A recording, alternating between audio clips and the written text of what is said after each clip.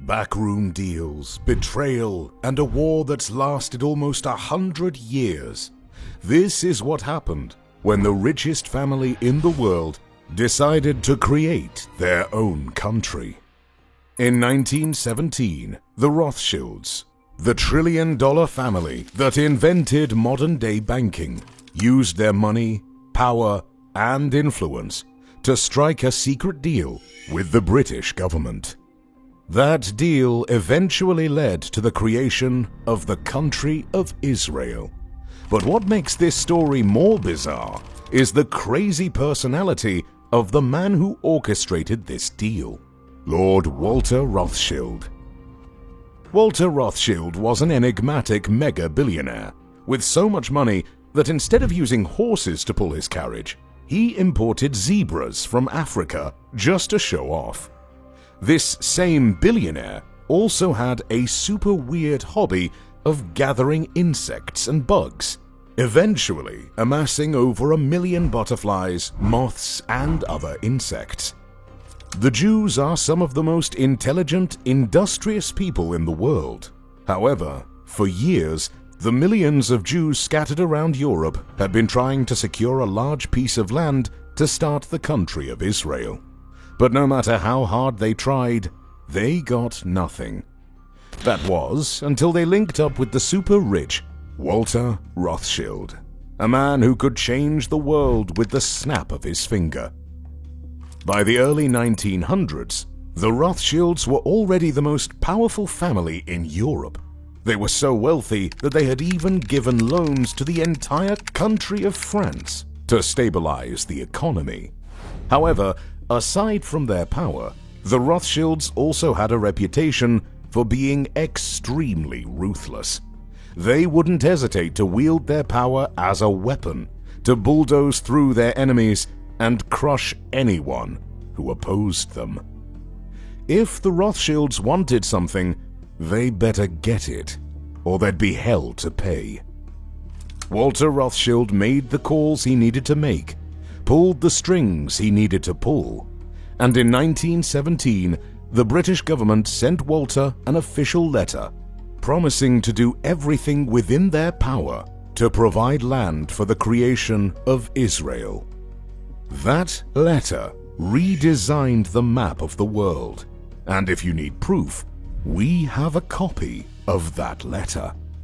November the 2nd, 1917. Dear Lord Rothschild, I have much pleasure in conveying to you, on behalf of His Majesty's government, the following declaration of sympathy with Jewish Zionist aspirations, which has been submitted to and approved by the Cabinet.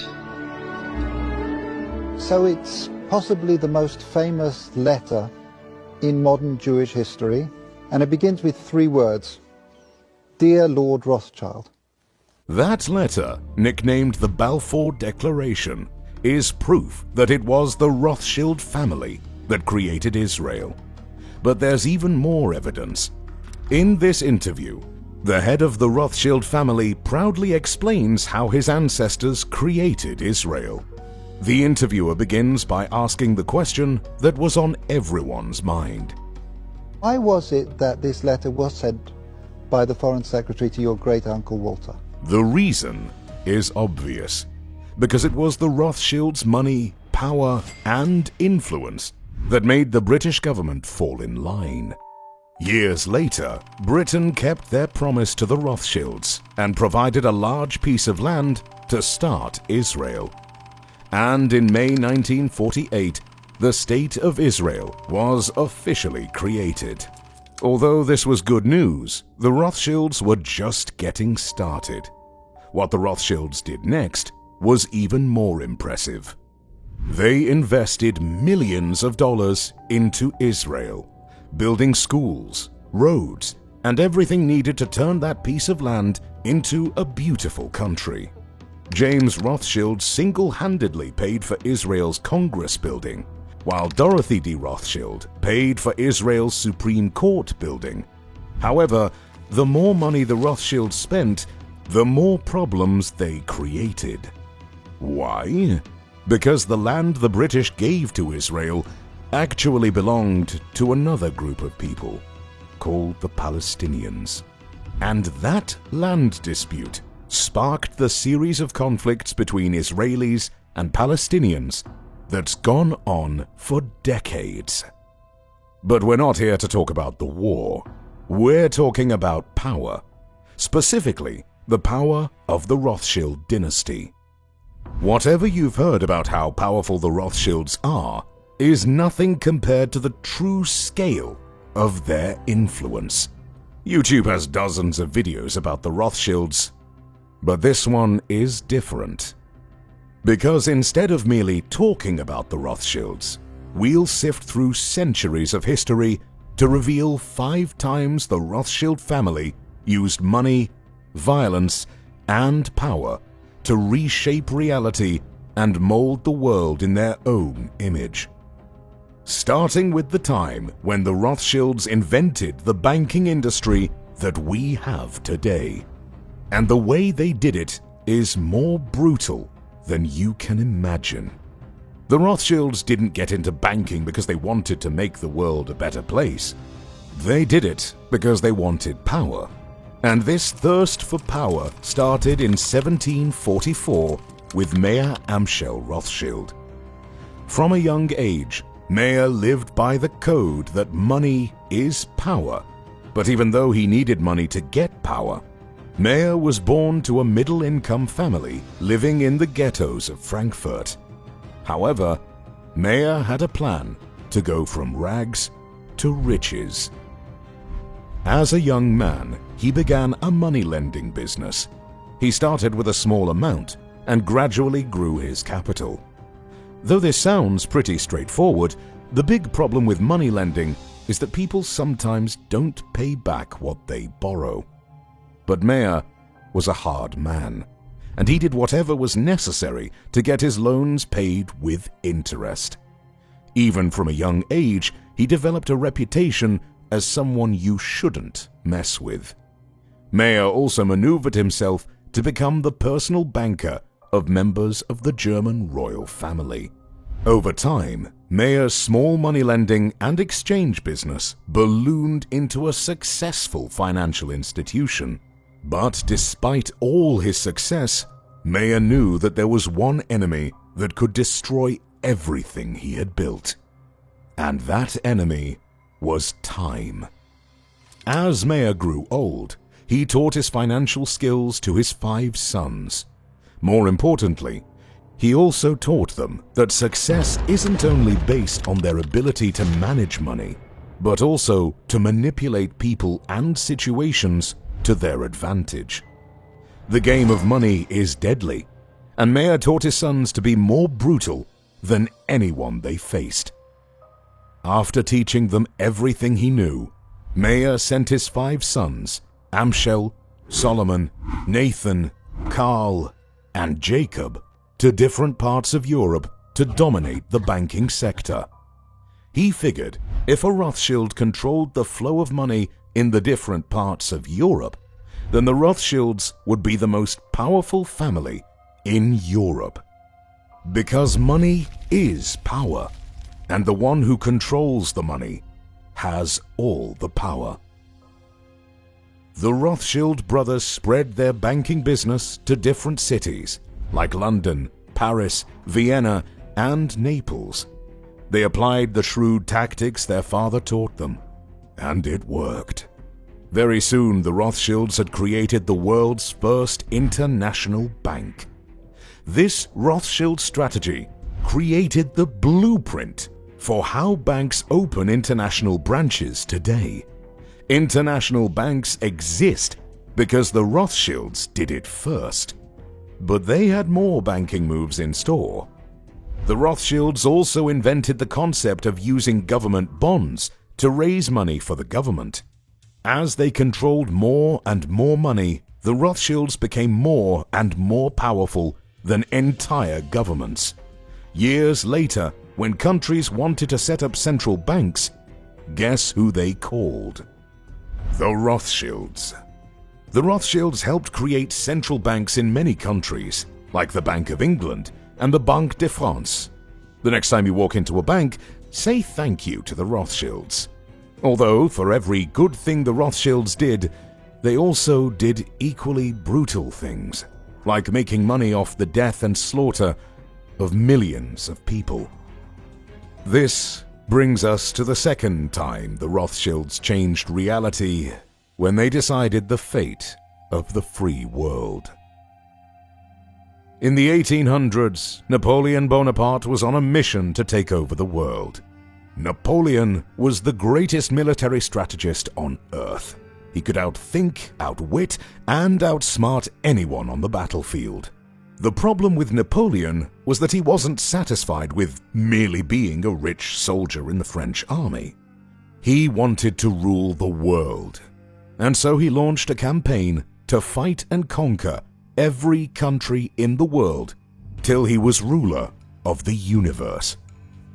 How crazy is that?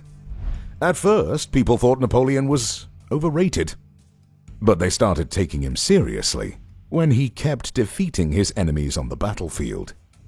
At a certain point, it seemed like Napoleon was going to become the most powerful man in the world, even though at the time the Rothschilds were the most powerful people in Europe.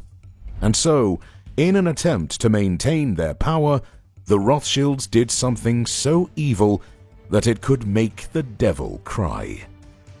While the world was fighting against Napoleon, the Rothschilds decided to play both sides. War is expensive. The British needed money to pay soldiers and buy weapons. Any delay in getting the necessary weapons could allow Napoleon's army to rush in and defeat the British. The Rothschilds took advantage of this situation to give quick loans to the British government. If lending to individuals was profitable, imagine how much more profitable lending to a government was. Even though the Rothschild loans came with heavy interest, it was what they did next that showed their diabolical genius. The Rothschilds went behind the backs of the British and offered loans to Napoleon too.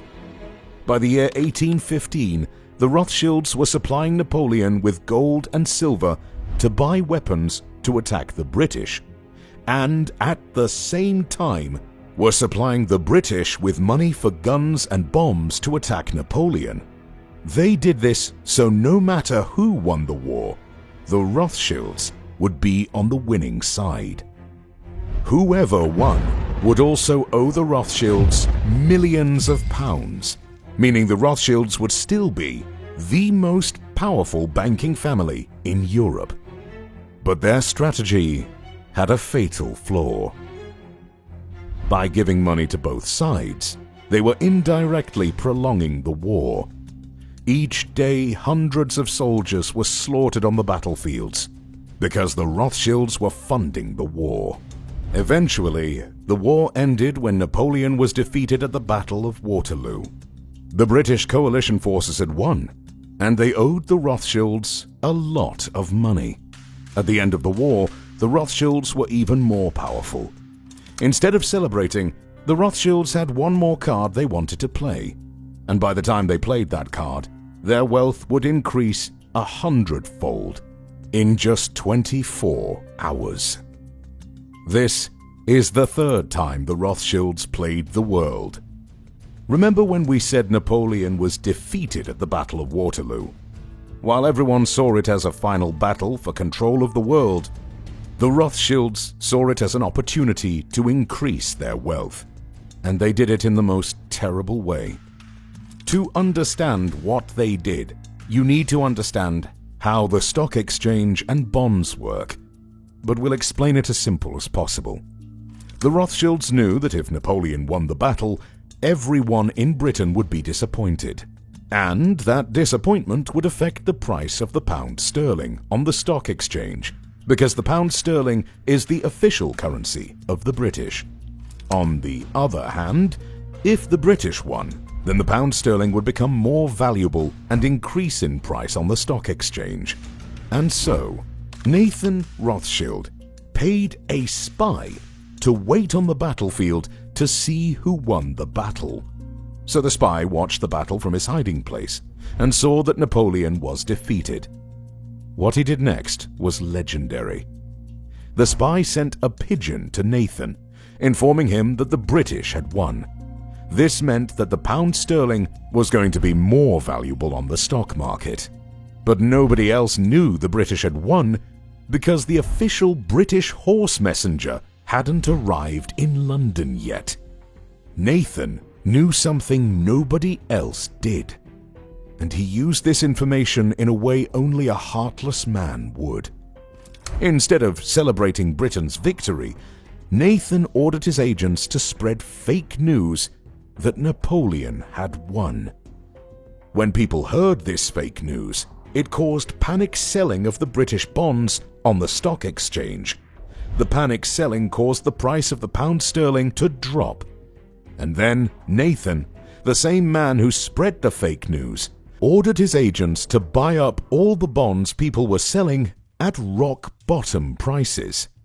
24 hours later, when the official government messenger arrived with news that the British had won, it was already too late. The British victory made the pound sterling shoot up in value, and because the Rothschilds had bought so much on the stock market, it made the Rothschilds incredibly wealthy overnight. According to reports, the Rothschilds made the equivalent of $6 billion due to that single move. And this set the stage for the next time Rothschilds changed the world by controlling how people think. Here's how they did it. The Rothschilds had amassed more money than they could spend in their lifetime, and the 5 sons taught their children the same lessons their father had taught them. Very soon, the next generation had the opportunity to put those lessons into practice. As the years went by and technology advanced, devices like the radio and television were invented. Information was no longer spread using horseback riders. All you had to do was switch on the radio or TV, and you could see and hear news from all over the world. This was a new era, and the Rothschilds saw it as a threat. They had lived their lives by the principle that money is power, but this new generation of Rothschilds realized that information is a new form of power. If you can control the information people hear, you can control what they do. According to sources, the Rothschilds secretly invested in media companies, television networks, Hollywood production studios, and newspapers. The data on exactly how many media companies the Rothschilds own is difficult to find. However, with an abundance of money, they could pay whatever price to gain control of the world's media. The Rothschilds controlled the flow of money for decades and then captured the flow of information as well. They were now in a position of power that no one in the world had ever seen before. The Rothschilds' 5th chess move is right out of their playbook. Apart from media, the Rothschilds made investments in other industries. They formed the Rothschild Group and threw money at the most important companies in the world, from the USA to Japan to Switzerland. Their stakes in these companies gave them more power to steer the world's affairs. If they wanted to, they could influence the price of items and control the demand and supply of products and services. No one exactly knows how much the Rothschilds actually have because they've become extremely private. Although estimates say the Rothschilds own assets worth $1 trillion or more. Whatever the exact amount, the Rothschilds are definitely sitting on the largest pile of wealth in history. The Rothschilds are the ultimate rags to riches story. They are living proof that money is power, and that with enough power, you can rule the world.